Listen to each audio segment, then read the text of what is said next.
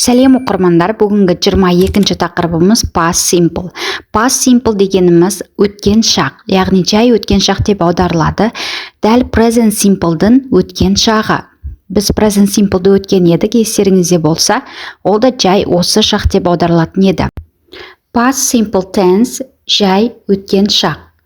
Өткен шақтағы болған іс-әрекетті білдіреді. Мысалға, I finished my homework. Мен үй жұмысымды аяқтадым.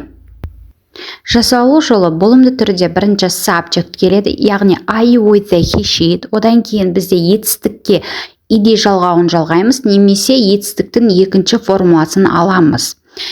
Болымсыз түрінде subject келеді, одан кейін бізде көмекші етістік did not, қысқаша didn't десек те болады, одан кейін бізде етістіктің бірінші формуласы, яғни етістіктің өзі келеді, ешқандай жалғаусыз, ешқандай екінші формуласыз. Сұраулы түрде did көмекші етістігіміз алдыңға шығып кетеді, одан кейін subject келеді, ал одан кейін етістіктердің өзі келеді. Енді болымды түріне назар аударайық. Болымды түрде біз айттық, я, subject келеді бірінші, одан кейін етістікке ed жалғауын жалғаймыз, немесе етістіктің екінші формуласы келеді. Жалпы осы етістіктің екінші формуласы және де ed жалғауын қай кезде жалғаймыз, соларды талқылап алайық, я. Ағылшын тілінде етістіктер жалпы бізде екіге бөлінеді, дұрыс етістіктер және де бұрыс етістіктер.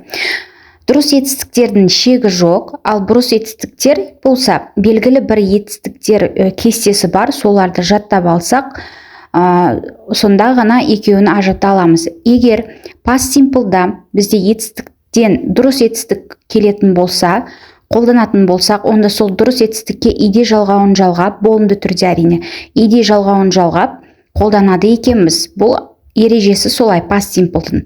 Ал егер бізде бұрыс етістік келетін болса, сол кестедегі етістіктің біреуі келетін болса, онда біз сол бұрыс етістіктердің екінші формуласын, яғни бізде етістіктердің үш формуласы болады.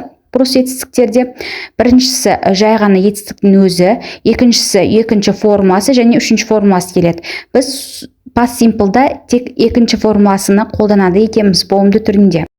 Мына жерде кестелері берілген, яғни бұл жерде past екінші формуласын алып қолданады екенбіз past simple'да. Бар болғаны осы кестедегі барлық бұрыс етістіктер осылардан тұрады. Жоғарыдағыдай атап өткеніміздей, өткен түбірден өзгеріп жасалатын етістіктерді бұрыс етістіктер деп атайды.